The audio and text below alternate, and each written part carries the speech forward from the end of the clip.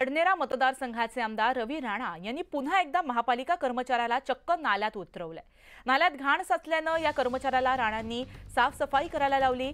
गेल्या 3 वर्षांपासून अमरावती महानगरपालिकेमध्ये प्रशासक राज असल्यानं कंत्राटदाराकडून स्वच्छता आणि साफसफाईकडे पूर्णपणे दुर्लक्ष केलं जातंय।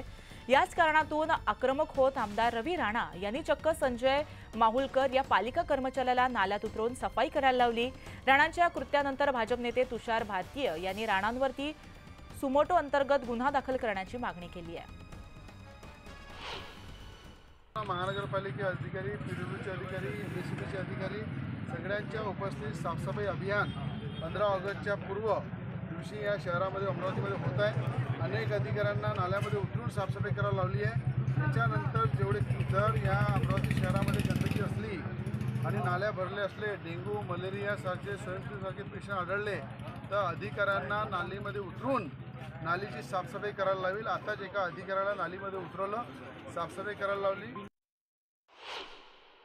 माननीय आयुक्तांनी किंवा माननीय जिल्हाधिकाऱ्यांनी स्वतःहून गुन्हा दाखल करायला पाहिजे, सुमोटो गुन्हा दाखल करायला पाहिजे, ही माझी मागणी आहे। का गुन्हा दाखल काय करायला पाहिजे होता? कारण की नालीत उतरवता येतच नाही, कायदाच नाही म्हणतो।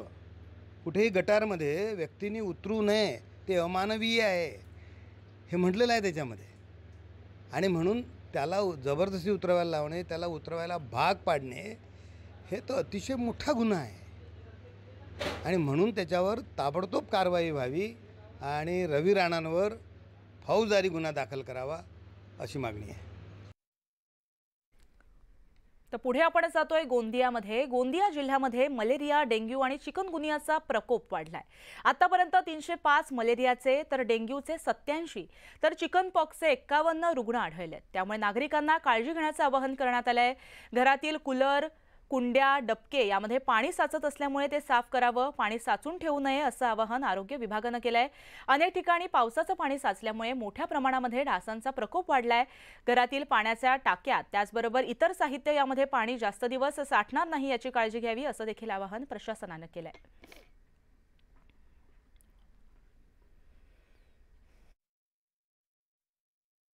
जे पेशंट निघत आहेत ते मात्र आता इन्फेक्शन आहे आपल्याकडे। मलेरियाचे साधारणतः 357 रुग्ण आहेत, 305 रुग्ण आहेत। त्यामध्ये PF चे 233 आणि 72 हे PVचे आहेत। डेंग्यूचे 87 आहेत आणि चिकनगुन्याचे 51 आहेत। यामध्ये एक मेन कारण हेच आहे की जे डबकी आहेत, पाण्याचे जे काही पाणी जिथे जमा होत आहे, स्वच्छता महत्त्वाची आहे आपल्याकडे। डबकी साचत आहे, गुरंढोरांचे हे असे जिथे लोक हे पाणी पितात किंवा गावागावात जिथे डबक्या साचलेल्या आहेत ते सगळं साफ होणं अत्यंत गरजेचं आहे।